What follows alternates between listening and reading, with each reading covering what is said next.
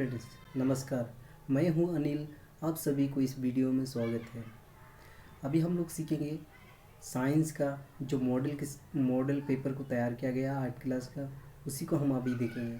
पहले हमने देखा मैथ, अभी हम देखेंगे साइंस। तो साइंस में मैथ में जैसे दिया था उसी तरह इस साइंस में भी दिया है। जैसे यहाँ पर आप लोग देख सकते हैं, यहाँ पर टेबल दिया गया है जो कौन सा चैप्टर से कितना नंबर का आएगा, इन सभी को यहाँ पर मेंशन किया गया है। तो यहाँ आप देख करके देख सकते हैं।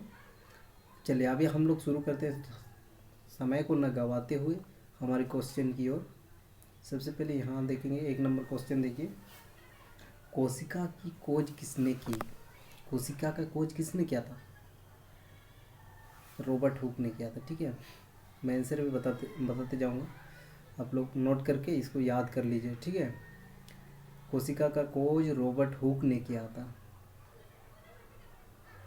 उसके बाद 2 नंबर में दिया है, कौन सी मूल्यवान धातु को चाकू से काटा जा सकता है? ऐसा कौन सा धातु है जो चाकू से भी काटा जा सकता है? तो हमारा होगा सोडियम। ठीक है, सोडियम एक ऐसा धातु है जो चाकू के द्वारा भी काटा जा सकता है। तीसरा नंबर में दिया है अलेक्जेंडर फ्लेमिंग ने 1928 में किससे पहले प्राथमिक जैविक की खोज की थी? मतलब अलेक्जेंडर ने 1928 में प्रतिजैविक नाम से क्या खोज किया था? यहाँ पर ऑप्शन दिया है 4, इनमें से होगा पेनिसिलिन। ठीक है, पेनिसिलिन, इसका आंसर होगा डी, पेनिसिलिन का खोज किया था। ठीक है, उसके बाद विद्युत मिस्त्री हाथ में रबड़ के दस्ताने पहनकर काम करते हैं, क्यों? आपने देखा होगा कि जो बिजली विभाग का जो इलेक्ट्रिकल मैन सब है, वो लोग हमेशा हाथ में रबड़ वाला दस्ताना लेकर काम करता है। तो उसका कारण क्या है पूछ रहा है।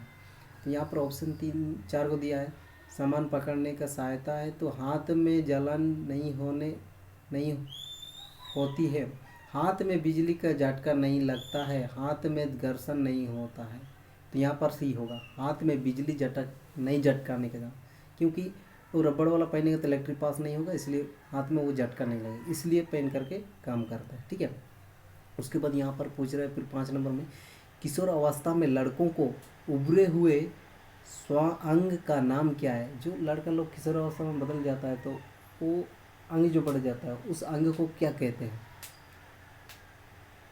कंठमाणी कहते हैं। जो गला के सामने जो निकल आता है उसी को हम कंठमाणी कहते हैं। ठीक है, अब आता है 6 नंबर में, आवेशित धातुओं द्वारा दूरी वस्तुओं पर कुछ दूरी से बिना सीधा किए संपर्क में लाने वाले बल को क्या कहते हैं या डायस कहते हैं? जो बिना किसी डायरेक्शन मुड़े ही आवेशित वस्तु द्वारा जो सीधा करते जो इलेक्ट्रिक बल पास होता है, उस बल को हम क्या कहते हैं? तो उसका होगा विद्युत बल। यहाँ पर जो दिया है विद्युत बल, डी नंबर होगा। अब आते हैं 7 नंबर। दहन के लिए हमें किस चीज़ों की ज़रूरत होती है? हवा, पानी, आग, ज्वाला। तो हमें ज़रूरत होती है, हवा के बिना कभी आग नहीं जलता है। ठीक है, अब एक बार ट्राई करके देखिएगा, जिधर हवा नहीं आता है उस जगह पे कभी जलेगा ही नहीं, इसलिए यहाँ पर हवा होगा ये नंबर।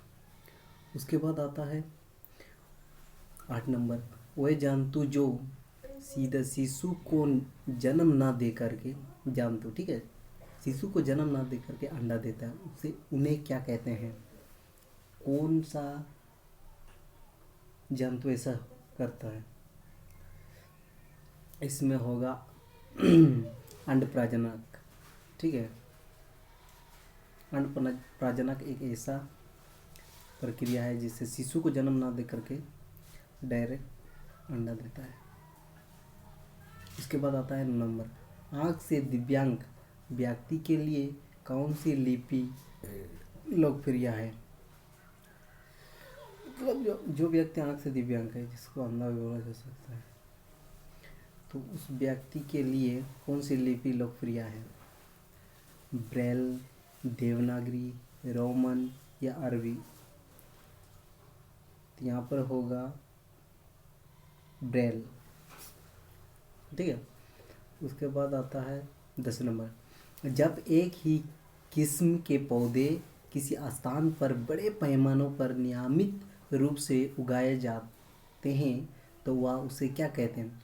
कोई भी फसल नहीं, कोई भी पौधा को अगर बड़े से जगह में एक ही प्रकार के पौधा को उगा देंगे तो उसे हम क्या कहते हैं? अनाज कहते हैं या फसल कहते हैं या कृषि कहते हैं या खेती कहते हैं? तो इसको हम लोग कहेंगे फसल। ठीक है। एक ही जगह पर उगाया जाता है, अनाज तो ऐसे उगाया नहीं जाता है, कृषि भी ऐसे खेती नहीं किया जाता है, खेती में भी ऐसे होता नहीं है। लेकिन फसल को, जैसे खेत में हम किसी फसल को बो देंगे तो एक ही जगह पर काफ़ी बड़ी पैमाने में उगा देते हैं, उसे हम लोग फसल कहते हैं। अब आते हैं 11 नंबर। निम्न में से कौन सा प्रकृति उपग्रह है? आर्यभट्टा, बृहस्पति, सूर्य या चंद्र? तो बताइए कौन सा होगा आप लोग के हिसाब से? चंद्र ग्रह को हम लोग सूर्यभट्टा के नाम से जाना जाते हैं। ठीक है। उसके बाद पतरातु घाटी किसे कहते हैं? पतरातु घाटी किस राज्य में है? सॉरी, मैंने पहले गलत पढ़ा क्वेश्चन, अभी पढ़ा।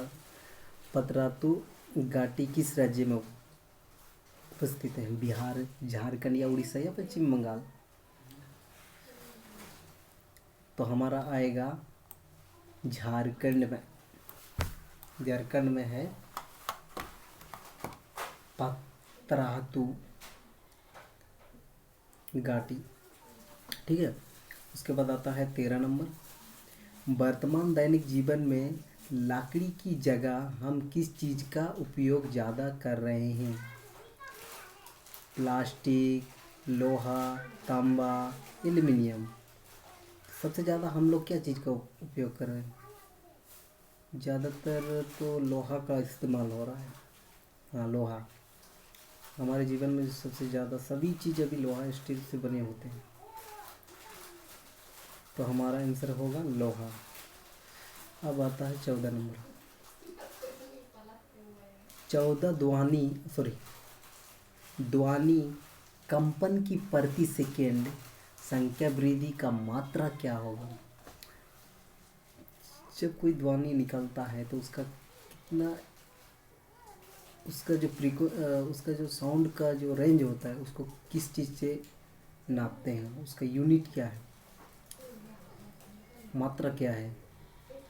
हर्ज से ये करते हैं, हर्ज बोलते हैं, इसी नंबर होगा। उसके बाद आता है आवेश कितने प्रकार के होते हैं? आवेश जो कितने प्रकार के होते हैं? होगा 2 प्रकार के, विद्युत आवेश और एक आवेश है, 2 प्रकार के होते हैं। ठीक है, याद नहीं आ रहा है कि 2 प्रकार के आवेश हैं। इनमें से कौन सी विषैली गैस श्वास के द्वारा शरीर में पहुंचाती है? जो हमारे शरीर के अंदर जो विषैले गैस होते हैं ना, किसके द्वारा हमारे शरीर के अंदर पहुंचते हैं? नाइट्रोजन, ऑक्सीजन या कार्बन डाइमोनोक्साइड, कार्बन डाइऑक्साइड? तो हमारा होगा सबसे खतरनाक गैस तो कार्बन डाइऑक्साइड ही होता है। ठीक है। उसके बाद आता है बिरसा मुंडा जैविक उद्यान झारखंड के किस जिले में उपस्थित हैं? झारखंड का बिरसा मुंडा का जो जन्म स्थान, जैविक स्थान झारखंड में किस जिले में उपस्थित है? दुमका, पलामू, रांची या हजारीबाग? तो आप लोग जानते ही होंगे कि रांची ज़िला पड़ता है, जो पताहत बोलते हैं उसका, रांची ज़िला पड़ता है, तो हमारा ज़िला रांची होगा। उसके बाद प्रकृति में गैस मुख्य क्या होता है, मुख्यतः क्या होता है? इथेन होता है या मीथेन होता है, कार्बन डाइऑक्साइड या नाइट्रोजन होता है? तो हमारा मीथेन होता है, ठीक है। उसके बाद निम्न में से किस पौधों के पत्ते को रस का उपयोग मलेरिया और डेंगू का उपचार में किया जाता है? यहाँ पर जो दिया है, इनमें से कौन सा पत्ता का उपयोग हम लोग जब डेंगू या मलेरिया पकड़ता तो उसका उपयोग करते हैं? गिलोय या सिनकोन, सिनकोन, ठीक है, बी नंबर होगा, सिनकोन का उपयोग हम लोग करते हैं। खगोलीय पिंड की दूरी को किस इकाई में मापा जाता है? हमारा जो खगोलीय पिंड है पृथ्वी से, उसको किस किस इकाई से मापते हैं?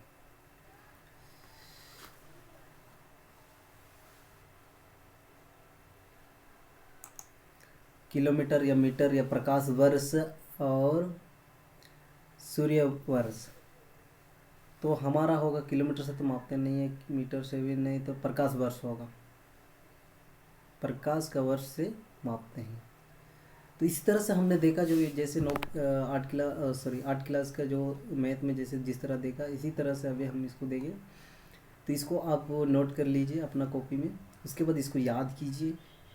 हो सकता है इसी से संबंधित कुछ क्वेश्चन पूछा जाए, या तो इसी से भी पूछ सकता है, तो इसलिए आप सतर्क रहिए, इसको आराम से नोट करके याद कर लीजिएगा। आज के लिए इतना ही, फिर अगले वीडियो में मिलते एक मज़ेदार सवाल के साथ, मॉडल क्वेश्चन के साथ।